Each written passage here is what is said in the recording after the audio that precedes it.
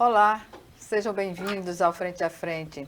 E hoje o programa conta com a cientista política Luciana Santana, que nos fala sobre a participação das mulheres nos movimentos sociais e na política. Professora, seja bem-vinda novamente. Comecemos sobre as mulheres na condição de maioria do eleitorado. O que muda na prática política quando as mulheres são maioria, na sua opinião?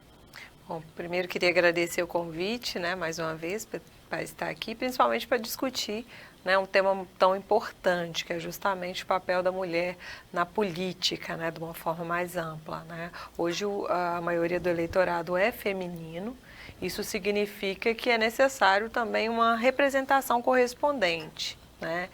E a gente, pelo que a gente tem, né, em termos de dados, né, de ocupação desses espaços, ainda há uma insuficiência nessa representação. A ausência dessas mulheres nesses espaços de representação política acaba gerando aí distorções nos resultados que a gente tem da própria política, né, das políticas públicas. Esse perfil deveria influenciar mais do que influencia no momento na questão das políticas públicas, na sua opinião? Eu considero que a política de presença, né, ou seja, ter mais mulheres nesses espaços e uma proporcionalidade garantida, assim como a gente tem em termos, né, populacionais, isso amplia o repertório ali, né, dos debates, qualifica ali as experiências que são trazidas para se discutir qualquer tipo de política, né? Sendo as mulheres as principais usuárias dessas políticas, né, dentro do Estado, as políticas de governo, é necessário, né, que elas possam, de alguma maneira, contribuir com esse processo. Então, é necessário, sim, que a gente repense um pouco mais quando a gente vai dar, né, quando a gente vai escolher os nossos representantes, né, sobre, né, a ausência dessas mulheres e como que a gente pode contribuir para que esse cenário se altere. O eleitorado feminino vota mais pautado em que aspecto? Bom, as mulheres, elas votam, né, com a própria racionalidade que a gente tem de outros atores, né, políticos, né. O que acontece, Igorete, e que eu acho que isso precisa ficar claro, é que o universo de opções que são dadas a essas mulheres é insatisfatório, né. Hoje a gente tem uma lei, né, que é a cota de gênero, né, em que os partidos apresentam ali listas em que pelo menos 30% de um dos gêneros precisa ter essa representação, né, entre homens e mulheres. E a gente sabe, pelos próprios problemas estruturais, pela própria forma como os partidos lidam com essas mulheres na arena eleitoral, né, acaba sendo um teto, né, de representação feminina dentro dos partidos. Então, eles tentam ali ter pelo menos 30% de mulheres que possam contribuir ali para que eles possam apresentar essas listas partidárias. E isso é um problema, né? Por Por quê? quê? Muitas dessas mulheres, elas são convidadas às vésperas da eleição, por exemplo, agora a gente está ali fechando a janela partidária, né, em que é permitido mudanças, né, e isso... Mudanças de partido, né? Mudanças de partido e também filiação. É o momento em que você precisa estar filiado ou filiada a um partido político para disputar a eleição lá em outubro.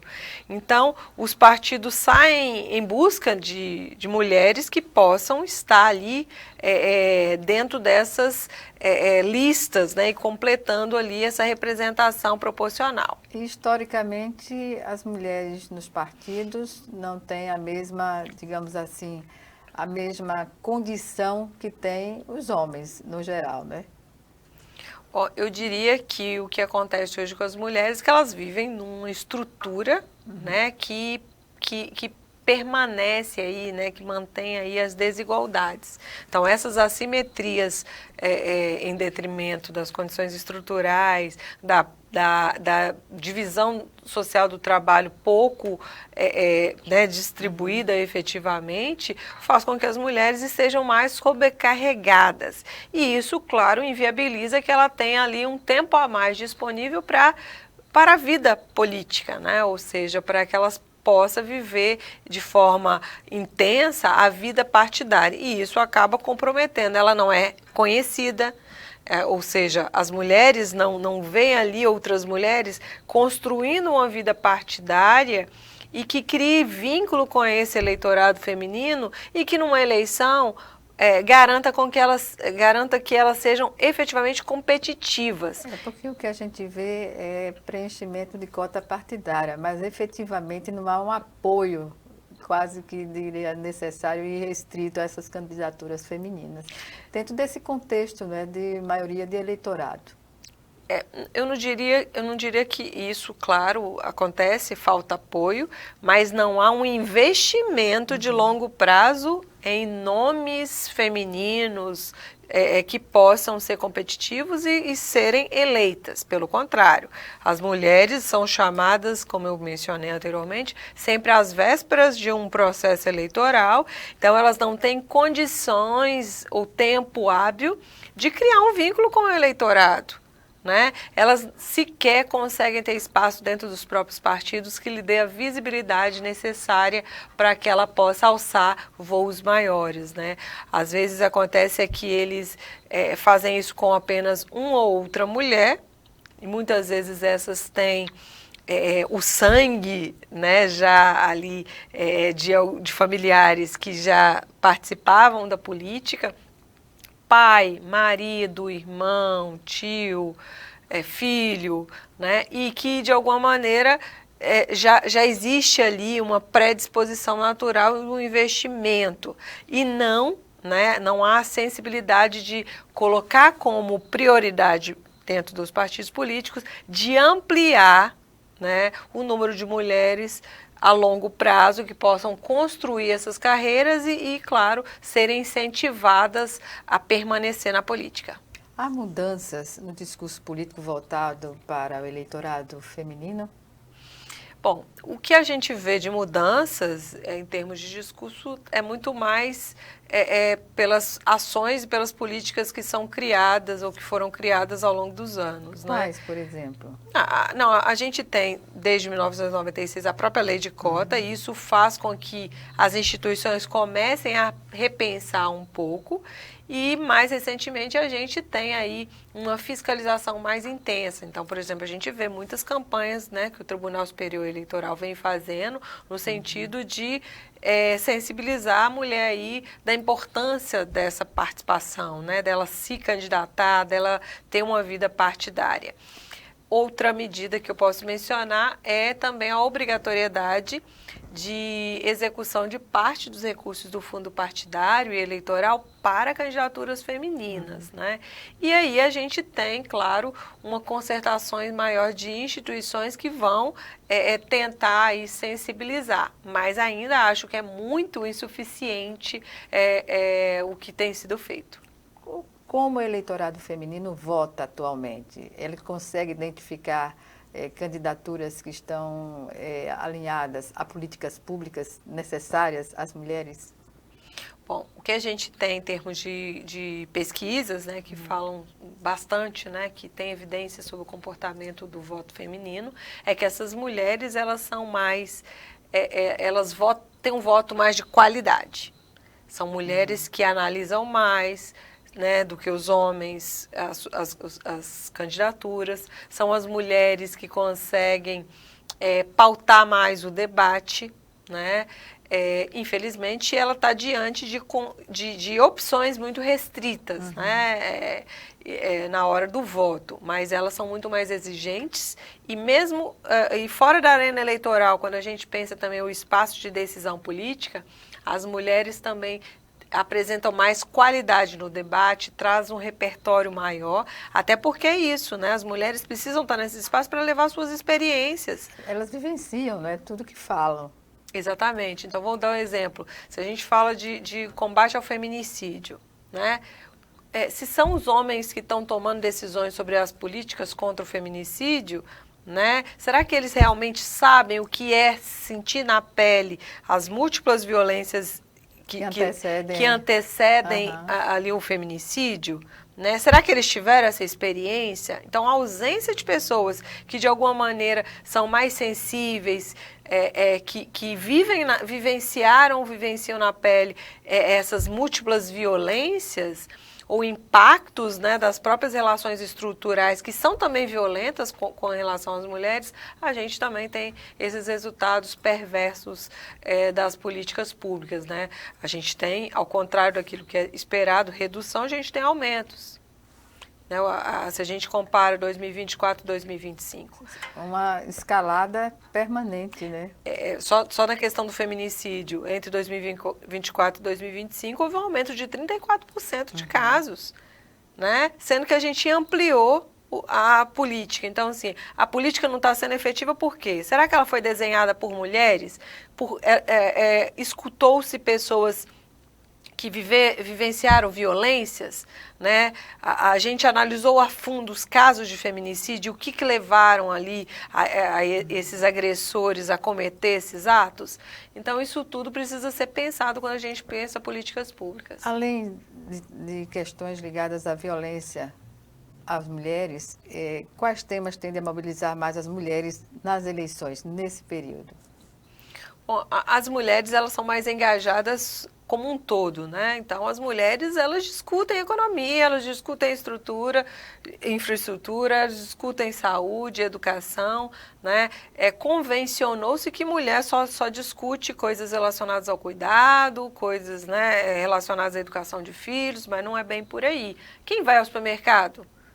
São as mulheres. Né?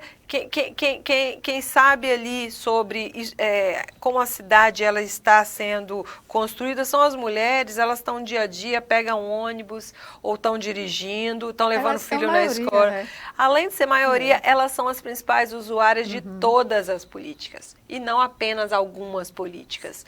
Então, por esse ponto, a gente sabe que na hora de olhar ali para que candidato eu quero ou não, elas têm um rigor maior, porque elas vivem a política pública na sua plenitude. Mas sentem no dia a dia a importância de uma boa política pública, né? Exatamente, né? Não é algo em parte, né? A gente sabe que tem homens também que são comprometidos, mas eles são minoria, né? A grande parte das atividades do dia a dia, da realidade doméstica, das rotinas, né? Do uso de políticas, ele ainda fica com a mulher.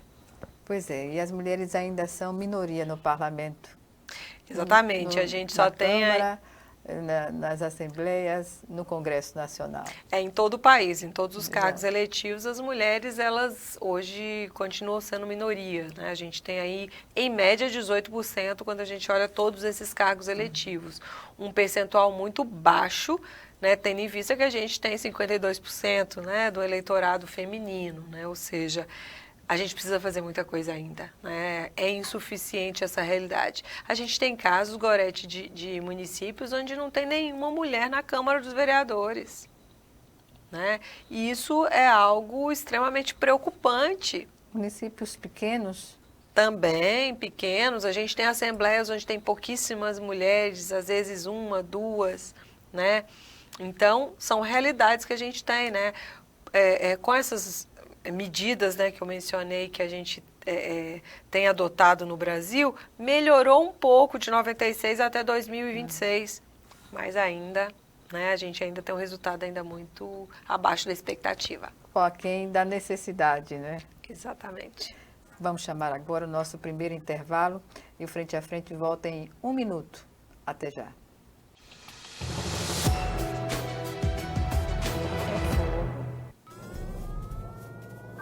Há mais de 40 anos, um grupo de médicos criou uma organização de emergência médico-humanitária capaz de oferecer ajuda às pessoas em meio a desastres naturais, epidemias ou guerras, atendendo os mais necessitados sem se importar com raça, religião ou ideologia. Hoje, Médicos Sem Fronteiras envia equipes totalmente preparadas para responder a emergências por todo o mundo. Nossos profissionais são financiados por pessoas como você e eu. Conheça-nos, participe, apoie, porque juntos chegamos mais longe.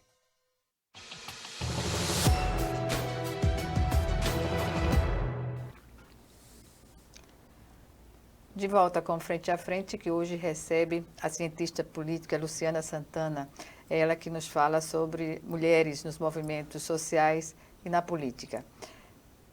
Professora, em relação à maioria feminina impactar a escolha de candidatos, quando se coloca essas questões, o que é prioridade para as mulheres na representação política? A prioridade é ser escutadas, é o primeiro ponto, né? Enquanto elas não são ouvidas, enquanto elas não são consideradas, né, nesses espaços, então aí a gente tem um problema. Então as mulheres querem ser ouvidas, querem estar nesses espaços, querem ser representadas de alguma maneira. Representadas, e os partidos tendem a abrir essa condição para as mulheres, né? Então, a gente tem várias pesquisas, Gorete, que demonstram que o principal obstáculo, né, passado todas essas questões estruturais, o principal obstáculo para as mulheres hoje, delas serem conhecidas, terem visibilidade, terem acesso a recursos, é o próprio partido. Então, ou seja, a gente fala muito, né, do que precisa, mas precisa de que essas mulheres entrem no partido efetivamente, assumam as direções desses partidos, esteja não apenas na ala da mulher do partido X ou Y, que ela possa estar na presidência, na secretaria, que ela possa estar discutindo infraestrutura Com e visibilidade, não... né? Cargos que dê essa visibilidade. E não uma ala lá das mulheres que vão discutir só com mulheres, sendo enquanto isso os homens que estão tomando decisões. Então, os homens precisam escutar essas mulheres. E o que os partidos precisam fazer para dialogar melhor com as mulheres? Eles precisam efetivamente ter políticas de ascensão dessas mulheres aos todos os espaços internos ali e deliberativos do partido. Tá? Esse é o primeiro ponto. E essas mulheres precisam também ter garantia de que os recursos destinados aí às candidaturas femininas, elas cheguem a todas as mulheres, não apenas uma, duas, né? Então ela precisa estar dentro do processo. Está junto com todo mundo, né? Ela precisa ser entendida que ela tem as mesmas condições que um homem tem de ocupar os diferentes espaços de acessar todos os recursos disponíveis. A diferença entre o voto feminino urbano do voto do interior, mulheres que moram nas capitais, ou cidades maiores, e outras que moram em regiões longínquas, interior dos estados? É difícil a gente ter uma resposta única para essa pergunta, porque a gente está falando de um país, né, continental, que é o Brasil, e que tem uma diversidade muito grande. Né? A gente sabe que mulheres que vivem no campo, que vivem na zona rural, elas têm demandas diferentes das mulheres que vivem, né, nas capitais, em cidades maiores, né, em espaços urbanos. Né? Então, essas mulheres têm experiências distintas e que também precisam ser externalizadas em termos da representação desses espaços, né? Enquanto algumas mulheres em determinadas capitais, né, estão ali reivindicando mais políticas públicas na área da saúde, na área da educação, a gente pode olhar para o campo e a gente está pensando ali em políticas públicas, né, vinculadas ali à agricultura familiar, ampliação da assistência social, né, ou vice-versa. Isso depende muito da realidade local. A gente precisa considerar, por exemplo, mulheres quilombolas. O que elas demandam? Populações ribeirinhas, as mulheres que vivem ali, né, nesses espaços, né, o que elas demandam? Então, as políticas públicas são muito variadas, né, eu acho que é algo em comum dessas mulheres, que é ser ouvidas, que é ser representadas, né? E que esses múltiplos problemas, elas cheguem de alguma maneira, né? Aí a gente pode dizer, mas tem ali o vereador, tem um outro deputado que leva isso para pauta. Ele tem a obrigação de levar, mas muitas vezes isso não chega como poderia chegar pelo olhar, pela fala, pela decisão de uma mulher. E como as políticas sociais influenciam o voto das mulheres? As políticas sociais, elas atendem aí uma porcentagem considerável da população brasileira, né? Está muitas vezes à margem, né? Assistência social, saúde, educação, segurança, eu estou falando de políticas sociais, né? São políticas que o Estado tem obrigação, né, de oferecer, né, à população como um todo. E aí, pensando, mais uma vez, que a maioria do eleitorado é feminino, essas mulheres são as principais usuárias dessas políticas.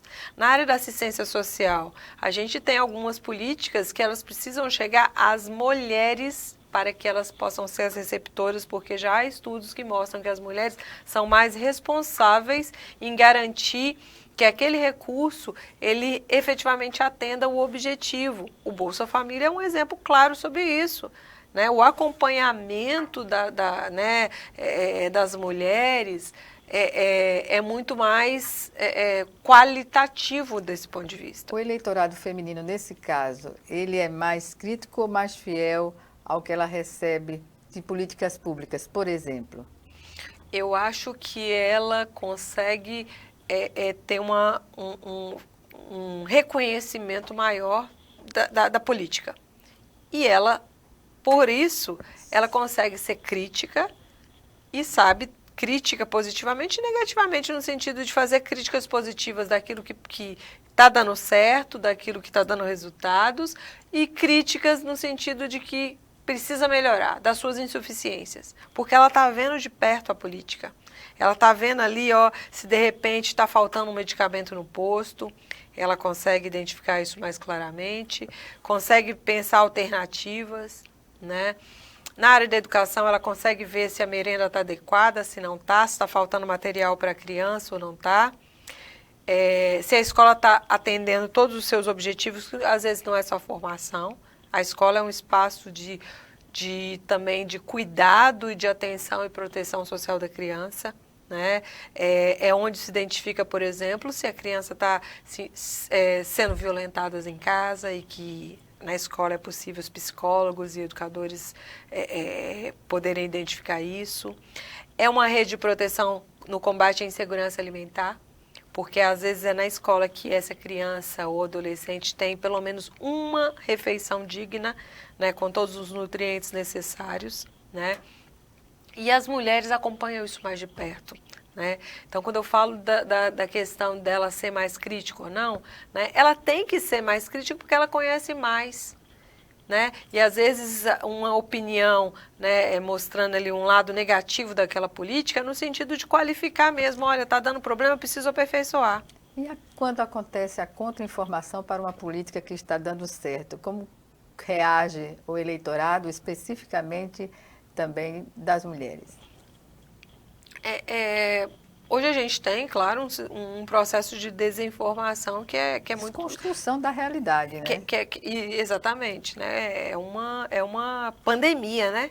Que a gente pode dizer que a desinformação é uma pandemia, talvez depois de outras aí é a principal que a gente tem no século XXI, e aí exige um trabalho de Estado mesmo, no sentido de tentar se precaver, evitar que as notícias falsas, que a mentira possa atrapalhar os resultados da política, né? A gente não tem estudos que dizem a mulher consegue identificar mais do que o homem, né?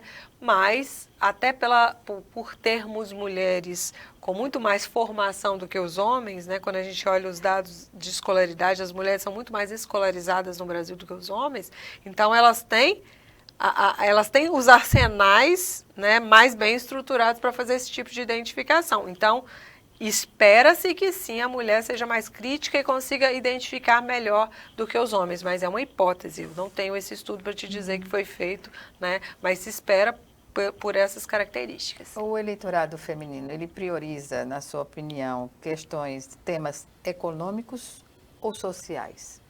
Eu acho que ambos. É muito difícil a gente falar mulher... Dissociar. É isso. E acho que a gente precisa desconstruir isso de que a mulher olha mais para uma área do que outra. Não, ela olha para o Estado, né? Ela consegue visualizar políticas na sua amplitude, né? Então, as mulheres têm condições de olhar temas econômicos, sociais, políticos e dar uma contribuição mais expressiva. Pois é, uma contribuição mais expressiva das mulheres à observância dessas situações?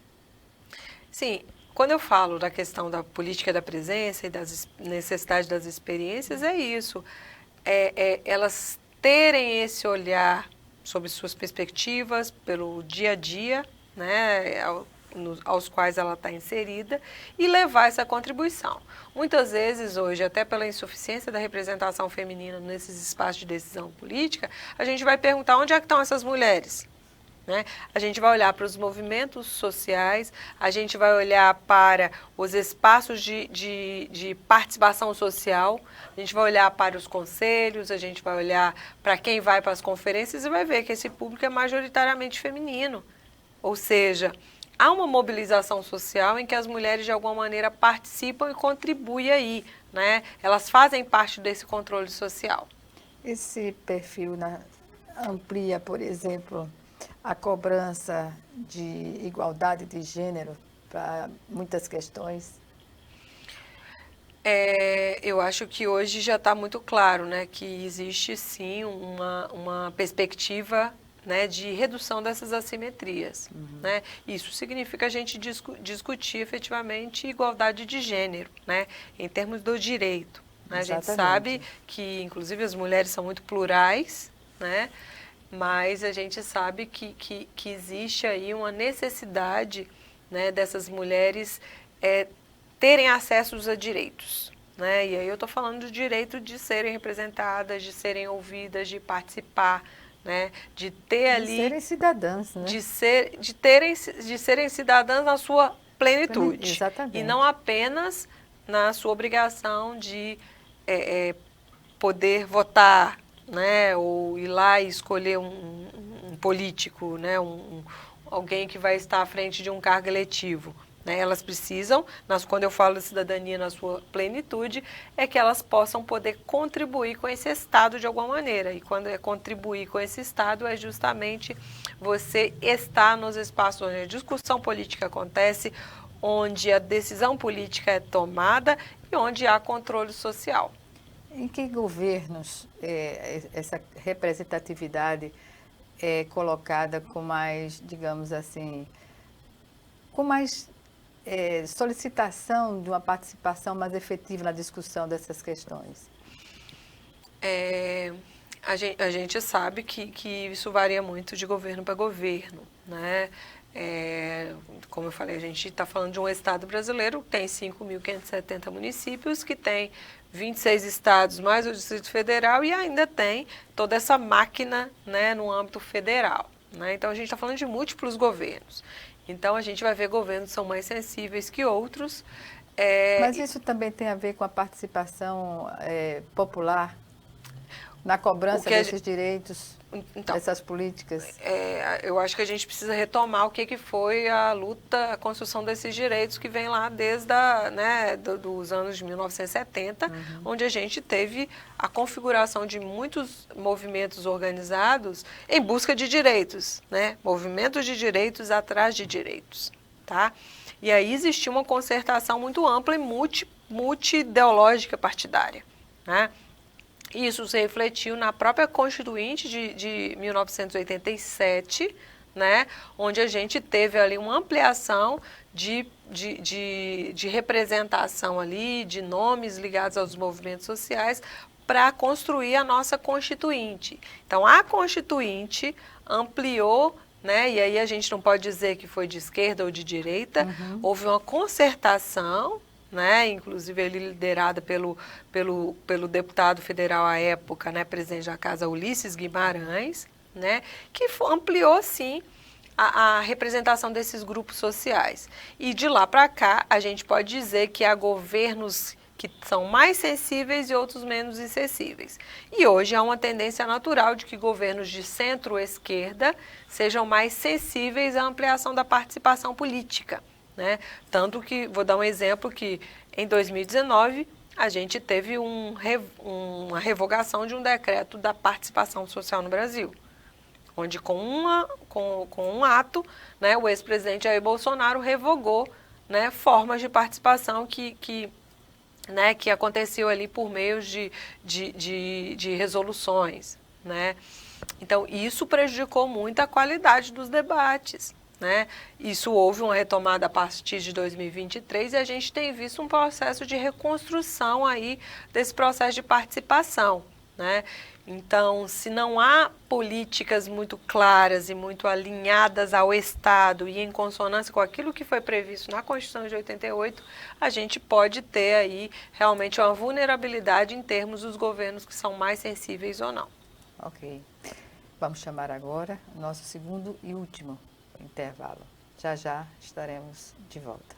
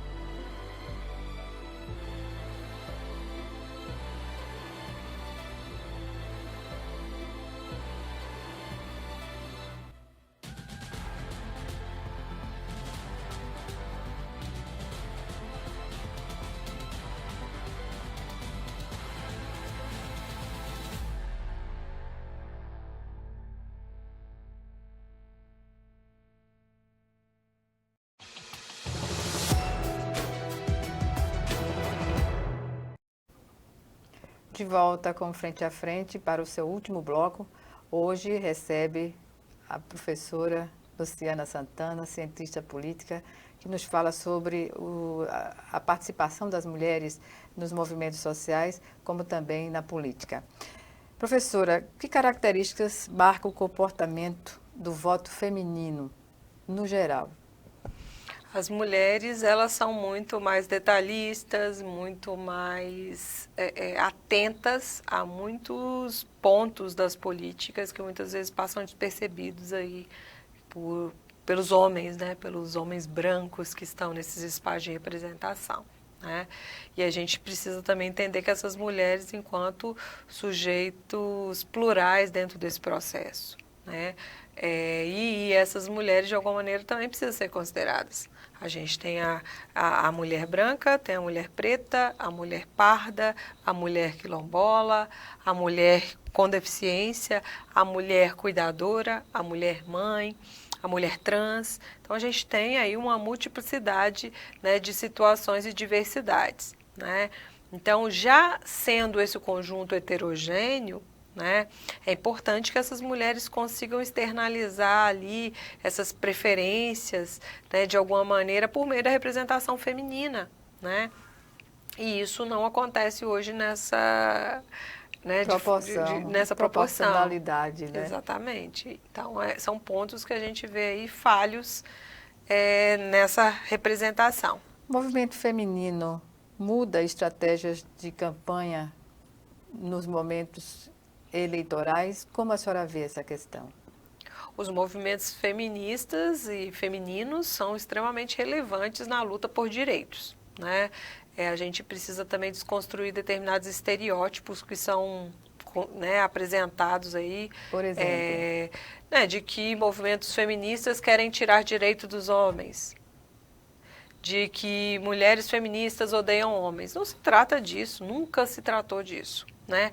Movimentos feministas foram os movimentos que garantiram à mulher o direito ao voto, foram as feministas que garantiram com que as mulheres fato, né? pudessem né, ser votadas, estar nesses espaços de representação de alguma maneira.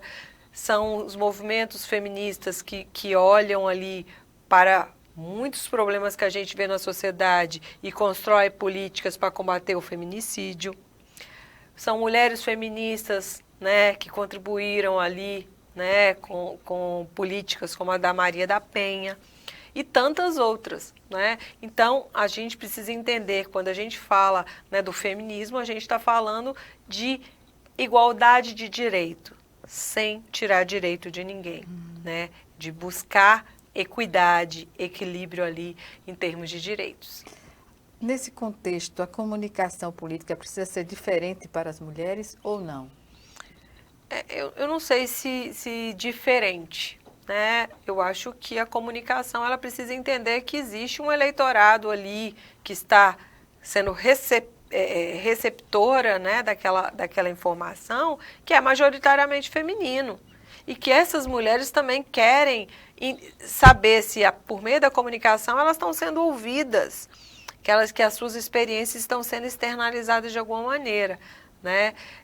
Então, eu acredito que é muito mais olhar para a comunicação e saber se essa comunicação ela tem considerado quem é o seu espectador, na sua maioria, o seu, né, do que efetivamente dizer que elas demandam uma coisa ou outra. Na verdade, elas querem também se sentir representadas nas falas, nas experiências, naquilo que está sendo apresentado ali em termos comunicacional. E como essas lideranças femininas influenciam o eleitorado na prática?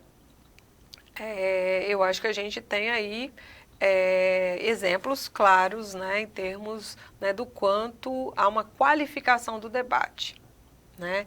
À medida que a gente tem um aumento da representação feminina nesses espaços institucionais, né, nos nossos legislativos, à frente dos executivos, né, mas também mais mulheres ocupando espaços da participação institucional. Como no governo de Alagoas, por exemplo, né? O governo de Alagoas é um governo que hoje tem majoritariamente secretárias, né, são cargos não eletivos, né, e aí talvez a gente vá para uma outra discussão, que é a sensibilidade, né, daquele governo da ocasião, de garantir essas mulheres aí espaços, né, também de representação não eletiva, né?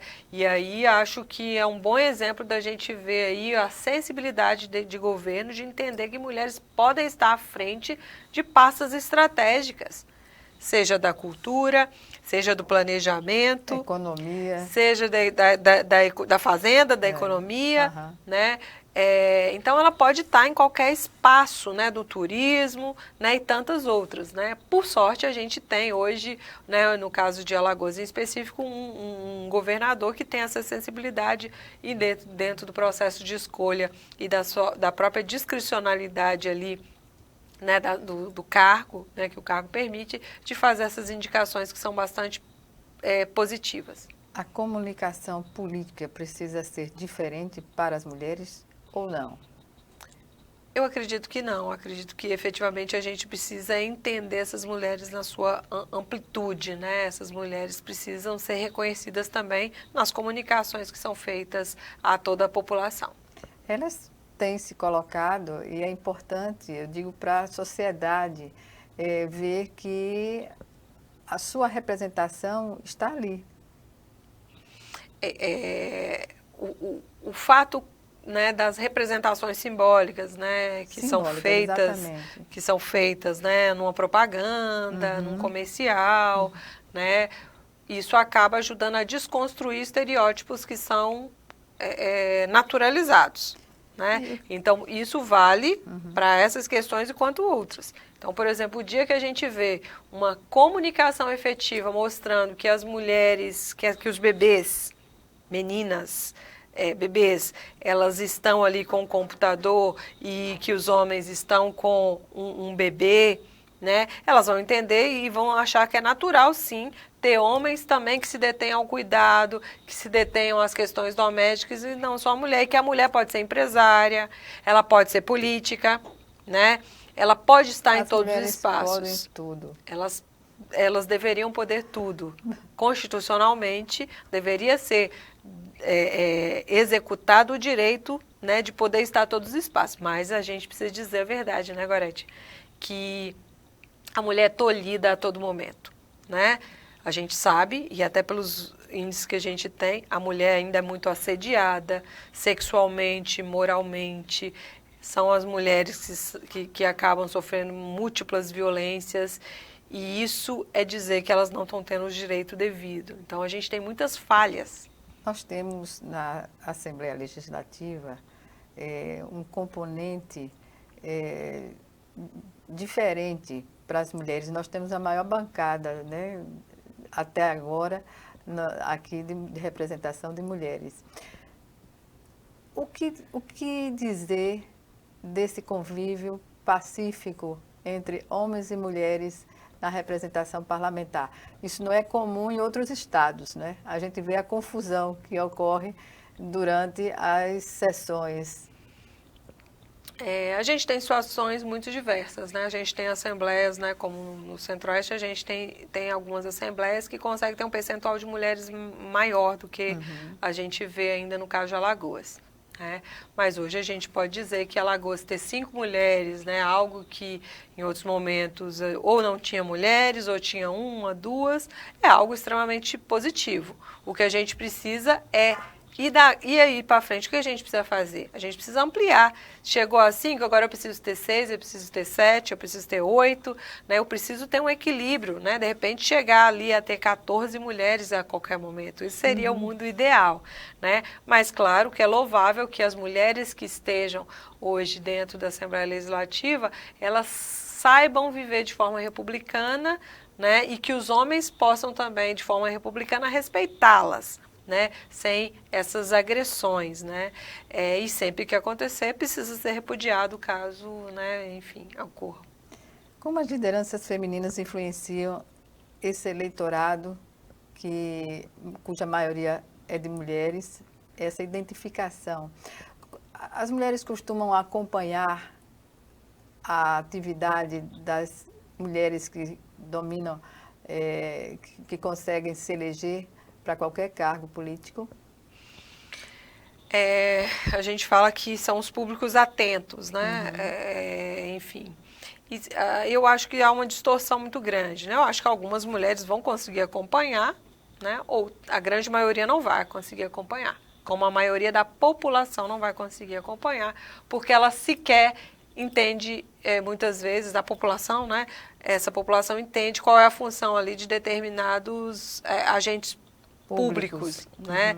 Então, acho que falta ali alguns componentes de educação política, saber o que faz um deputado federal, saber o que faz um deputado estadual, saber o que faz um senador, ou um vereador, vereadora, né? E aí sim, conseguir começar também a ter essa responsabilidade devida, né, por esses agentes, não, por essas agentes, né? A mulher, quando ela pode se dedicar à política, com certeza ela consegue ter um crivo maior, estar mais atenta, se mobilizar mais, né? Mas, voltando mais uma vez, pode até parecer muito repetitivo, mas a ausência de mais mulheres faz com que a gente também tenham mulheres mais desanimadas de acompanhar a política, porque muitas vezes, ao acompanhar determinadas candidatas eleitas, né, ela tem que acompanhar o todo. E o todo é um espaço muito inóspito ainda para a mulher na política. Muito duro, muito agressivo ainda, né?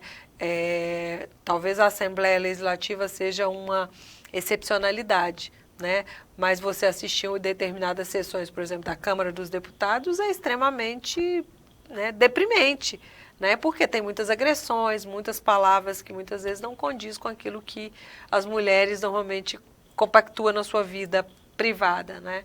Então é um lugar muito inóspito para a participação da mulher. Isso também precisa melhorar. Pois bem, chegamos ao final da nossa entrevista, do nosso bate-papo. Eu quero agradecer mais uma vez a sua participação aqui no programa. Eu que agradeço e estou aqui sempre à disposição. Um abraço. Obrigada. Obrigada a você também que nos assiste e até o nosso próximo encontro, aqui, frente a frente, também com você.